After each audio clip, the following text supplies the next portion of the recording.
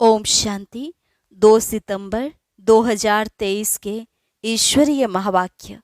पहले सुनते हैं मुरली के मुख्य पॉइंट्स। बाबा ने कहा, पतित बनने से आत्मा में उड़ने की ताकत नहीं रही। जब आत्मा में सतो प्रधानता की ताकत थी तो जागती ज्योत थी। आत्मा की ज्योति बुझने में 5000 वर्ष का टाइम लगता है। अब बाप फिर से आकर ज्ञान घृत से तुम्हारी ज्योति जगा रहे हैं। अभी तुम्हारे ऊपर बृहस्पति की दशा बैठी है। विश्व का मालिक बनने के लिए तुम्हें वृक्षपति बाप की श्रीमत पर चल पुरुषार्थ करना है। तुम सब उस स्वर्ग के मालिक बनेंगे जहां अविनाशी सुख रहेगा, परंतु तुम्हें पुरुषार्थ करना है महाराजा महारानी बनने का। अविनाशी आत्माओं का अविनाशी बाप मैं हूँ, यह कॉन्ट्रास्ट तुम्हें सबको बताना है।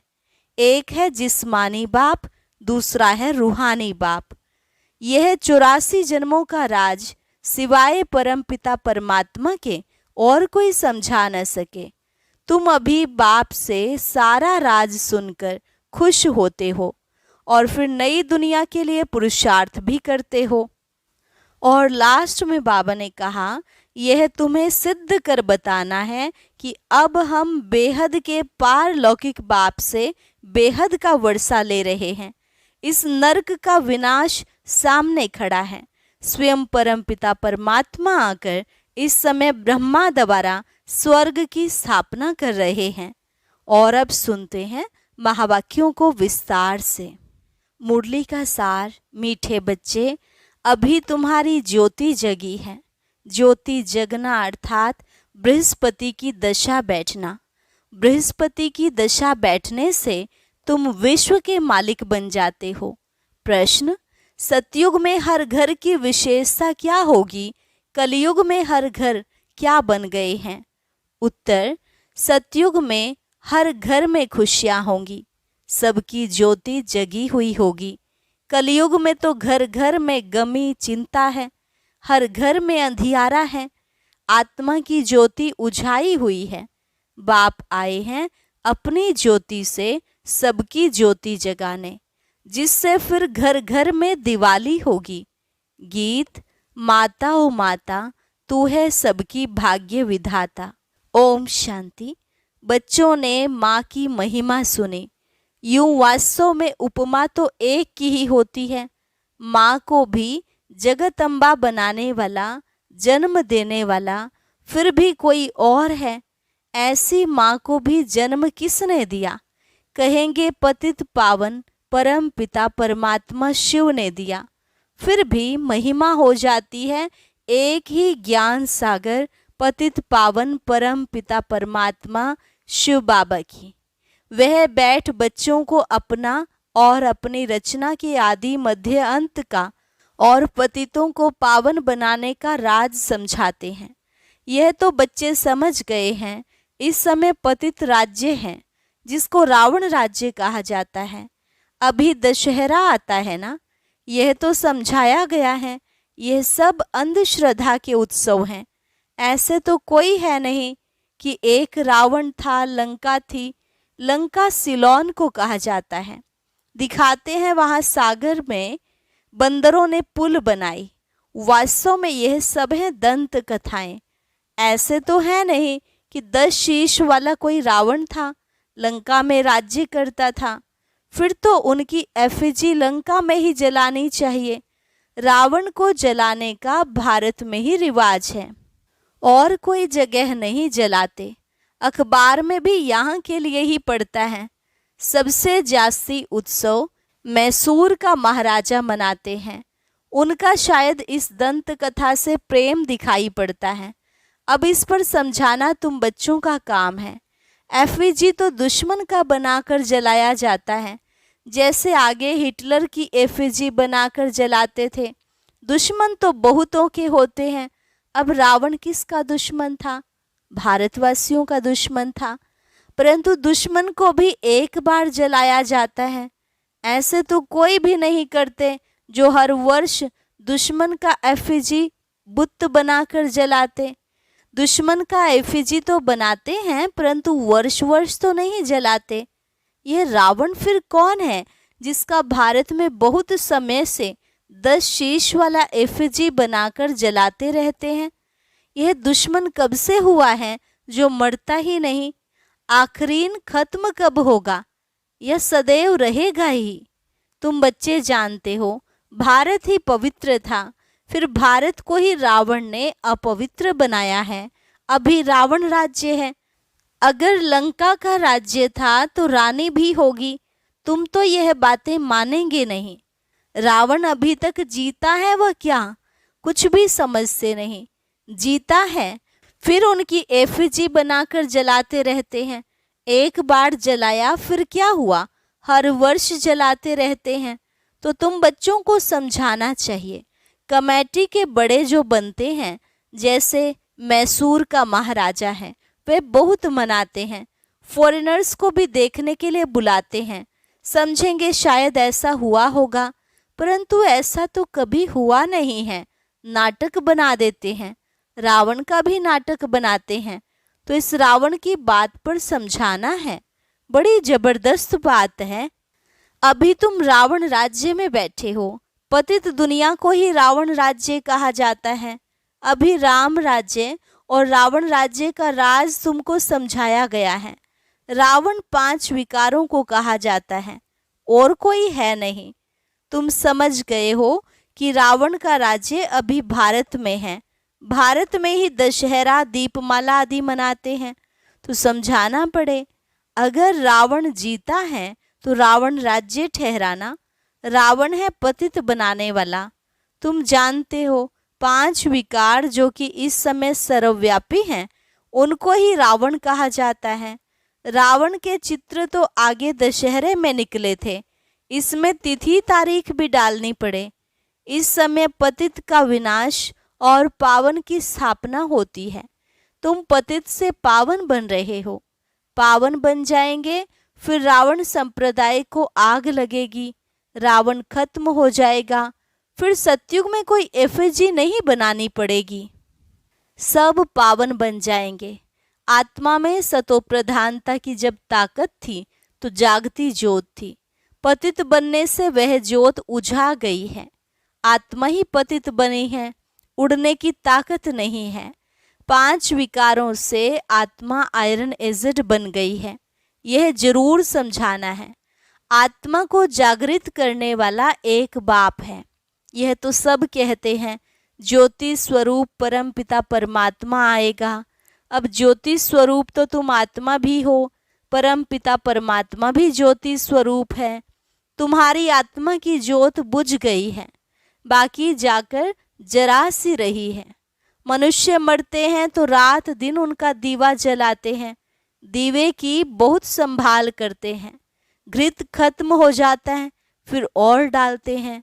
आत्माओं का भी ऐसे है। बाप आकर सबके ज्ञान से ज्योति जगाते हैं। ज्योति जगी हुई कितना समय चलती है? वह तो रात को जलाते हैं फिर घृत डालते जाते हैं। तुम्हारी अब ज्योत जग रही है।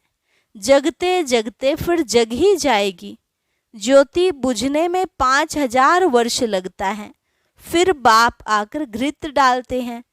तुम्हारी अब ज्योति जगी है, फिर धीरे धीरे कला कम होती जाएगी। ज्योति उझाई जाएगी। तुम जानते हो अभी हमारी ज्योति जगती है, फिर सतयुग में घर घर में सोजरा होगा। भारत की ही बात है। अभी तो घर घर में अंधियारा है, खुशी है नहीं। तुम जानते हो सतयुग त्रेता में हम बहुत खुश थे और खुशी मनाते थे। सभी की ज्योति जगी हुई रहती है, फिर थोड़ी थोड़ी कमती होती जाती है। इस समय तो बिल्कुल उझाई हुई है, खाद पड़ी हुई है। बाप आकर फिर ज्ञान का घृत डालते हैं, जिससे तुम फिर जागती ज्योत बन जाते हो। तुम्हारे ज्ञान चक्षु खुल जाते हैं। तुम जानते हो अभी हमारी सारी काया खलास हो गई है। राहु का ग्रहण लग गया है। तुमको काला होने में कितना समय लगता है? शुरू से लेकर थोड़ा थोड़ा होते फिर माया का प्रवेश होने से ही बहुत काले बन जाते हो। अभी तुम्हारे ऊपर राहु की दशा है, सबसे कड़ी है राहु की दशा। अभी फिर बृहस्पति की दशा बैठती है, क्योंकि अभी विश्व का मालिक बनने के लिए तुम वृक्षपति गुरु द्वारा पुरुषार्थ कर रहे हो। वह है अविनाशी गुरु। किसका? अविनाशी आत्माओं का। वह मनुष्य लोग आत्माओं का गुरु नहीं बनते हैं, वह मनुष्य का गुरु बनते हैं। अभी बाप तुम्हारी आत्माओं का गुरु आकर बने हैं। वृक्षपति परमपिता परमात्मा है। तुम समझते हो अब हमारे ऊपर बृहस्पति की दशा है। स्वर्ग के मालिक तो बनेंगे, अविनाशी सुख रहता है, परंतु उसके लिए पुरुषार्थ अब करना है कि हम सुख धाम के महाराजा महारानी बने। पुरुषार्थ तो हरेक का अपना चलता है। यह है रुद्र शिव की पाठशाला, वह है ज्ञान सागर। तुम उनकी पाठशाला में पढ़ रहे हो। भगवानुवाच, मैं तुमको राजयोग सिखलाता हूँ। अविनाशी आत्माओं का अविनाशी बाप मैं हूँ। एक है जिस्मानी बाप, एक है रूहानी बाप। दोनों कॉन्ट्रास्ट भी बताना है। रूहानी बाप कब मिलते हैं? जिसको भक्ति मार्ग में सभी रूहें याद करती हैं। जिस्मानी बाप तो है विनाशी, आत्माएं तो विनाशी नहीं होती हैं। तुम जानते हो हमारा जो लौकिक बाप है वह तो जन्म बाई जन्म हम बदलते आए हैं। बाप बिगड़ तो बच्चे का जन्म हो नहीं सकता। तुम बच्चों को अब विशाल बुद्धि मिली है। तुम समझ सकते हो कि कब से हम दो बाप वाले बनते हैं। सतयुग में तो एक ही लौकिक बाप होता है, उनको ही याद करते हैं। आत्माओं को उस रूहानी बाप को याद करने की दरकार नहीं रहती। आत्माओं को सतयुग में तो एक ही लौकिक बाप होता है, वहाँ शरीर भी गोरा मिलता है, प्रारब्ध भोगते हैं ना, इसलिए वहाँ बाप को याद नहीं करते। तो तुमको यह समझाना है, भक्ति मार्ग में एक है विनाशी लौकिक बाप, वह तो हर जन्म में दूसरा मिलता है। तुम आत्मा तो अविनाशी हो, अविनाशी बाप को याद करती हो। कहते भी हैं परम पिता परम धाम में रहने वाले पिता। लौकिक पिता को कभी परम पिता नहीं कहेंगे। यह दो बाप का राज समझाना बहुत जरूरी है। रावण का राज भी समझाना है। रावण राज्य अर्थात पतित राज्य अभी है, इसलिए पतित पावन बाप को बुला रहे हैं। वह अविनाशी बाप है। दो बाप जरूर सिद्ध करने हैं। आत्माओं का भी बाप है, इसलिए पारलौकिक परम पिता परमात्मा को याद करते हैं। हर जन्म में लौकिक बाप और मिलता है, फिर भी उस रूहानी बाप को जरूर याद करते हैं। वह कभी बदलता नहीं। बाप भी कहते हैं बरोबर तुम मुझे याद करते थे हे परम पिता परमात्मा। कब तक तुमको याद करना है? फिर बाप कब मिलता है यह तुम अभी जान गए हो। जब भक्ति का अंत होता है तब भक्तों को फल देने बाप आते हैं। बाप ने समझाया है सभी भक्तों को मुक्ति जीवन मुक्ति देता हूँ। तुम जानते हो सतयुग में एक ही धर्म होता है, उसको वननेस कहेंगे। कहते हैं सभी मिलकर एक हो जाएं, परंतु सभी धर्म तो एक हो नहीं सकते। जब एक राज्य हो जाता है तो पवित्रता सुख शांति रहती है। भारत में राम राज्य था जरूर, अभी यह रावण राज्य है, इसलिए रावण को जलाते रहते हैं। तो दो बाप का राज समझाने से झट समझ जाएंगे। अविनाशी बाप तो जरूर है, नई दुनिया रचने वाला बाप ही है। नई दुनिया में बरोबर देवी देवताएं ही थे, फिर वही दुनिया नई से पुरानी होती है। नई दुनिया में कितने जन्म लेते, पुरानी दुनिया में कितने जन्म लेते, यह तुम जानते हो। ऐसे भी नहीं कि 84 जन्मों के आधा होने चाहिए। 42 जन्म पुरानी दुनिया में, 42 जन्म नई दुनिया में नहीं। भारतवासियों की आयु पहले 100 वर्ष 125 वर्ष थी, अभी तो 40-50 वर्ष भी मुश्किल रहती है। तो आधा आधा हो न सके 84 जन्मों का हिसाब तो चाहिए ना। बाप कहते हैं तुम्हारा 84 जन्मों का चक्र अब पूरा हुआ, तुम नहीं जानते हो, हम समझाते हैं। 84 जन्मों का राज सिवाय परमपिता परमात्मा के और कोई समझा न सके। तुम बाप से सुनकर खुश होते हो, फिर नई दुनिया के लिए पुरुषार्थ करते हो। अब यह बच्चों को सिद्ध कर बताना है कि हम अभी बेहद के पारलौकिक बाप से बेहद का वर्षा ले रहे हैं। वह बाप आते ही तब हैं जब स्वर्ग की स्थापना करते हैं। उनको कहा ही जाता है हेवनली गॉड फादर। जब नए घर की स्थापना होती है तब पुराने घर को तोड़ा जाता है। लिखा हुआ भी है स्थापना फिर विनाश। स्थापना जब पूरी हो जाएगी तब विनाश होगा। स्थापना करने वाला है परम पिता परमात्मा इस ब्रह्मा द्वारा। यह भी बाबा ने समझाया है। सूक्ष्म वतनवासी को तो प्रजापिता नहीं कहेंगे, वहाँ प्रजा होती नहीं, तो जरूर प्रजापिता ब्रह्मा यहाँ होगा, वही फिर अव्यक्त संपूर्ण बनेगा। वह तो है अव्यक्त, जरूर व्यक्त भी चाहिए, जो फिर अव्यक्त होना है। दोनों अभी दिखाई पड़ते हैं। प्रजापिता ब्रह्मा यहाँ भी है, सूक्ष्म वतन में भी है। प्रजापिता तो यहाँ चाहिए, जरूर प्रजापिता ब्रह्मा के बच्चे भी यहाँ ही हैं। प्रदर्शनी में दो बाप का राज समझाना है। कायदा तो है एक एक को अलग अलग समझाया जाता है। अब वहाँ किसको कैसे समझाएंगे? समझाने के लिए तो एकांत चाहिए। वहाँ बहुत हंगामा होता है। यहाँ तो तुमको 1-1.5 घंटा लग जाता है समझाने में। वहाँ इतनी भीड़ में तो समझाना बड़ा मुश्किल हो जाएगा। अनेक प्रकार के धर्म वाले हैं, कोई क्या कहेंगे कोई क्या, चुप कर तो बैठेंगे नहीं। तुम सुनाएंगे एक लौकिक जिस्मानी बाप है, दूसरा पारलौकिक रूहानी बाप है। वह है परम पिता परमात्मा। अब ब्रह्मा द्वारा स्थापना कर रहे हैं स्वर्ग की। नर्क का विनाश भी सामने खड़ा है। महाभारी लड़ाई है ना। बरोबर यह राजयोग भी है। राजाई प्राप्त करने की गीता पाठशाला है। भगवान वाच सभी को दो बाप हैं। श्री कृष्ण को सभी आत्माओं का बाप नहीं कहेंगे। आत्माओं का बाप परम पिता परमात्मा कहते हैं कि मामेकम याद करो। अच्छा, मीठे मीठे सिकिलधे बच्चों प्रति मात पिता बाप दादा का याद प्यार और गुड मॉर्निंग। रूहानी बाप की रूहानी बच्चों को नमस्ते।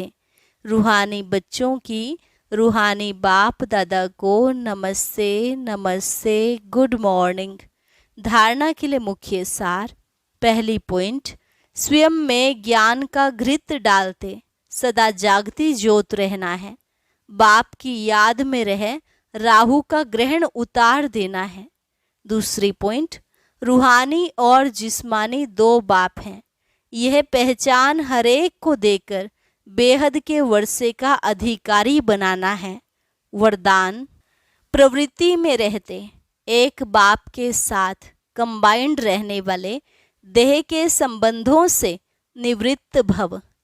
प्रवृत्ति में रहते एक बाप के साथ कंबाइंड रहने वाले देह के संबंधों से निवृत्त भव। प्रवृत्ति में अगर पवित्र प्रवृत्ति का पार्ट बजाना है तो देह के संबंधों से निवृत्त रहो।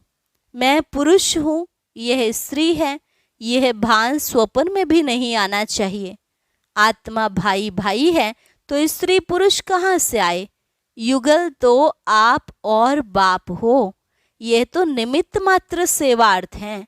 बाकी कंबाइंड रूप में आप और बाप हो, ऐसा समझकर चलो, तब कहेंगे हिम्मतवान विजयी आत्मा। स्लोगन, सदा संतुष्ट और सदा खुश रहने वाले ही खुश नसीब तीव्र पुरुषार्थी हैं। सदा संतुष्ट और सदा खुश रहने वाले ही खुश नसीब तीव्र पुरुषार्थी हैं। अच्छा, ओम शांति। अब सुनते हैं आज का अव्यक्त ज्ञान मोती। इसके लिए ऊपर दिए गए बॉक्स पर क्लिक करें।